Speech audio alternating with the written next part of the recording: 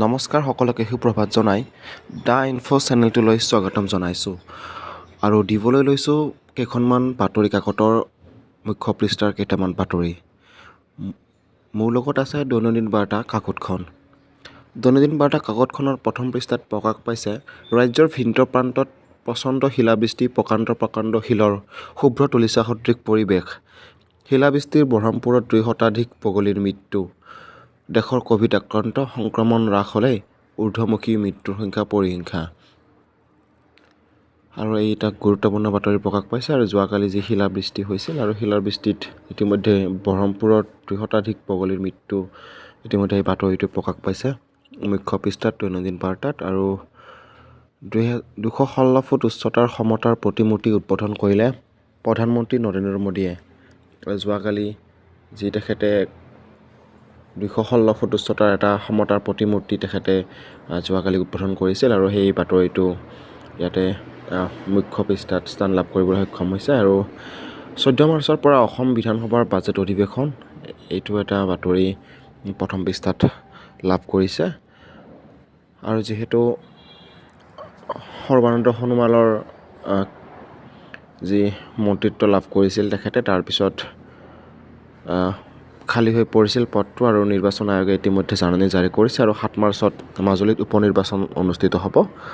আৰু মালবাহী জাহাজ MV লাল বাহাদুৰ শাস্ত্ৰীয়ে 200 মেট্ৰিক টন খাদ্যশস্য কঢ়িয়াই অসমলৈ ৰাওনা হৈছে। আৰু এইটো এটা গুৰুত্বপূৰ্ণ খবৰ ইতিমধ্যে এই বাতৰি কাকতখনত প্ৰকাশ পাইছে।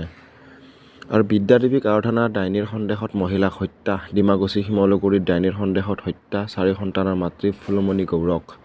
এক দুখজনক বাতৰি বুলি ক'ব লাগিব। পুনৰ ডাইনী সন্দেহত হত্যা কৰা হৈছে এগৰাকী মহিলাক। 4টা সন্তানৰ যি মাতৃ, সেই মাতৃক ইতিমধ্যে হত্যা কৰা হৈছে। আৰু ইয়াতে আন এটা বাতৰি ইয়াতে প্ৰকাশ পাইছে নুমলীগড় শোধনাগাৰ লিমিটেডৰ সম্প্ৰসাৰণৰ প্ৰকল্প সংকল্পত আলোচনা। ভূমি অধিগ্ৰহণ সমস্যাত সমাধানৰ নিৰ্দেশ। এইটো এটা গুৰুত্বপূৰ্ণ বাতৰি প্ৰকাশ পাইছে। আৰু চাবুৱা আৰু দৰঙত এনকাউণ্টাৰ। মুখ্যমন্ত্ৰী হিমন্ত বিশ্ব শৰ্মা চাবুৱাত উপস্থিত হোৱাৰ দিনাই চাবুৱাত নিশা এনকাউণ্টাৰ সংঘটিত হৈছিল। আৰু 4জন ডকাইতৰ দলৰ ধনঞ্জয় গিৰি আৰক্ষীৰ জিম্মাৰ পৰা পলায়ন কৰাৰ সময়তে এই ঘটনা সংঘটিত হৈছিল। এটা গুৰুত্বপূৰ্ণ বাতৰি প্ৰথম পৃষ্ঠাত প্ৰকাশ পাইছে মুখ্য পৃষ্ঠাত।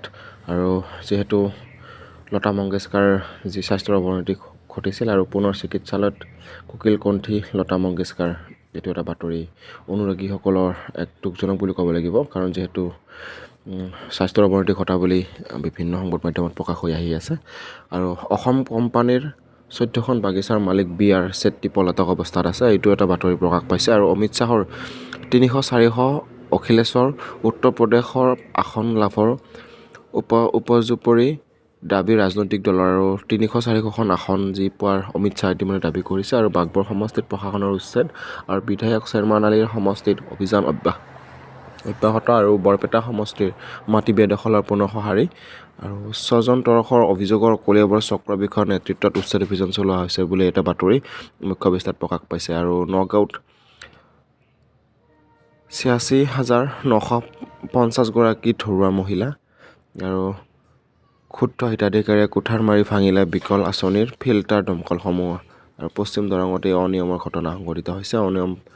অনাময় পানী যোগান আঁচনিৰ নামত এই প্ৰহসন দেখা পোৱা গৈছে। আৰু বৰালীমাৰীত মথাউৰি নিৰ্মাণৰ ওপৰত ঠিকাদাৰ আক্ৰমণক কেন্দ্ৰ কৰি উত্তপ্ত পৰিস্থিতি, এইও এটা বাতৰি যিহেতু মুখ্য পৃষ্ঠাত প্ৰকাশ পাইছে। আৰু এয়া আছিল দৈনন্দিন বাৰ্তাৰ যি মুখ্য পৃষ্ঠাৰ কেইটামান শীৰ্ষক বাতৰি।